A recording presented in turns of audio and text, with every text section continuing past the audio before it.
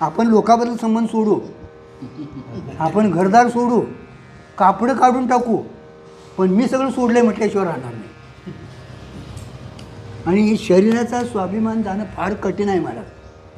सगळ्याचा घालवतंय, पण मी सोडलंय म्हटल्याशिवाय राहायचं नाही. मी सोडलंय म्हटल्याशिवाय राहत नाही मला. मी म्हटल्याला सुटायला पाहिजे हो रे, ते सुटत नाही मला लवकर.